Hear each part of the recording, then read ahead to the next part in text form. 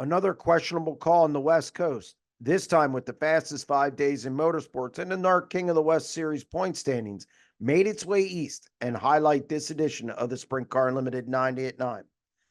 Before getting into just the facts of this issue, we're headed to South Dakota for this week's High Bank Nationals at Huset's Speedway. So we will have plenty of content on our YouTube channel and at www.sprintcarunlimited.com. If you're a sprint car fan, you probably know what transpired during the NARC King of the West Series event at Southern Oregon Speedway last Wednesday night.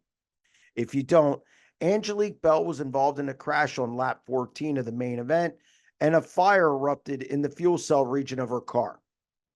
Crews finally got the blaze under control, and the program was deemed official for safety reasons after a meeting with drivers during the red flag. According to a series official and teams I talked to, points were not a priority during this meeting in the heat of the moment.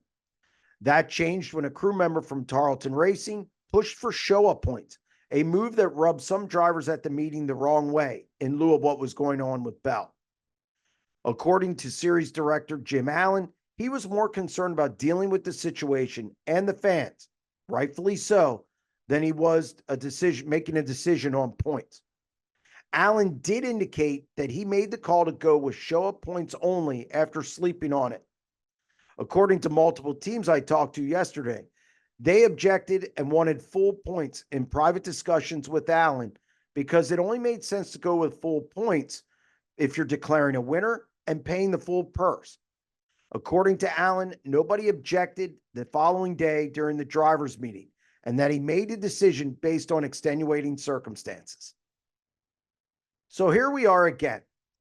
Tarleton driver Cole Macedo, who was running 10th at the time the race was called, wins the fastest 5 days title by 3 points over Justin Sanders, who was running third when the race was called.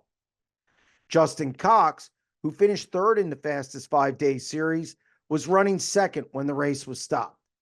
It should also be mentioned that if full points would have been awarded, Justin Sanders would have won the fastest 5 days title and would be leading the season-long NARC King of the West Series standings. According to teams, there is no rule in the rule book that addresses this issue. That's part of the problem. There should be. My take, if you're going to declare an official winner, in this case Tanner Holmes, and pay out the purse, you have to award full points. Kind of like the World of Outlaws did a few years ago when they only completed 10 laps before rain hit at Williams Grove Speedway. At the very least, you should award half points, or maybe let drivers vote on this issue just for fairness' sake. Now, Allen did indicate to me that NARC is a club. It's not the World of Outlaws. I get it, but with purses on the rise and more money on the line for teams and drivers, every I must be dotted and every T must be crossed in the rule book. More important, it needs to be followed to the letter.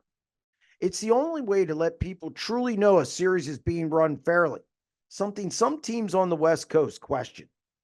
That's going to wrap up this edition of the Sprint Car Unlimited 90 at 9, and we'll see you in South Dakota. Stay tuned.